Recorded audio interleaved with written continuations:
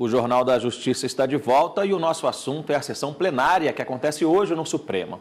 Um dos temas que devem entrar em discussão é o piso nacional para professores. Algumas regras ainda podem ser definidas pelos ministros.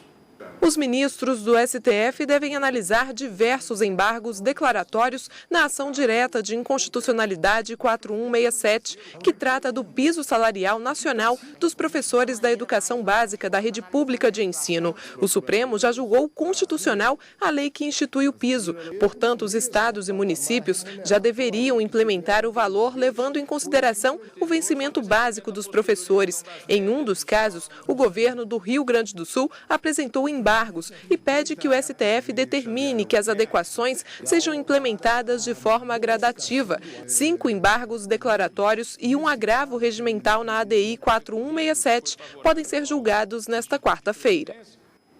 E dia de sessão plenária, você sabe que a gente recebe aqui no estúdio a consultora jurídica da TV Justiça, doutora Gisele Dantas, para comentar os assuntos que devem entrar na pauta do dia. Doutora, obrigado mais uma vez pela participação. Boa tarde. A decisão dos ministros quanto à constitucionalidade desse piso, não é isso que está sendo discutido, né? A história não é essa. Boa tarde, Fred. Boa tarde a todos. É isso mesmo, não é essa mais a discussão. Até porque esse ponto já foi abordado pelos ministros do Supremo Tribunal Federal. E qual foi o entendimento que eles tiveram? A repórter esclareceu na reportagem, mas vale a pena reafirmar. Os ministros, eles julgaram improcedente a ação de inconstitucionalidade. E quando isso acontece, significa que eles declararam a constitucionalidade da lei, ou seja, a lei que tratou do piso nacional dos professores da educação básica, ela é constitucional, ela não ofendeu a Constituição Federal. Por que esse tema volta ao plenário hoje?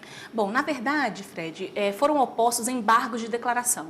Essa é uma ferramenta jurídica que serve exatamente para poder suprir uma omissão, uma contradição, que alguns estados acabaram argumentando e eles entendem que há uma omissão que precisa ser sanada pelos ministros do Supremo Tribunal Federal.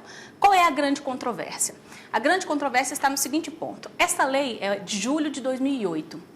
E o Supremo Tribunal Federal, logo em dezembro do mesmo ano, acabou, quando essa ação foi ajuizada, acabou deferindo parcialmente uma medida cautelar, dando uma interpretação conforme a um determinado artigo dessa lei. Qual foi o entendimento do Supremo a partir dessa data?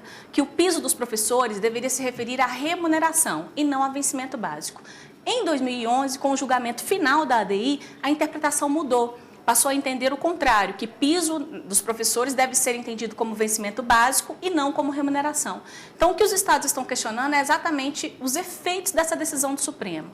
A partir de quando essa decisão do Supremo, que acabou validando a lei desde a época em que ela foi editada, confirmando a constitucionalidade da lei, a partir de quando que essa decisão do Supremo produzirá efeitos?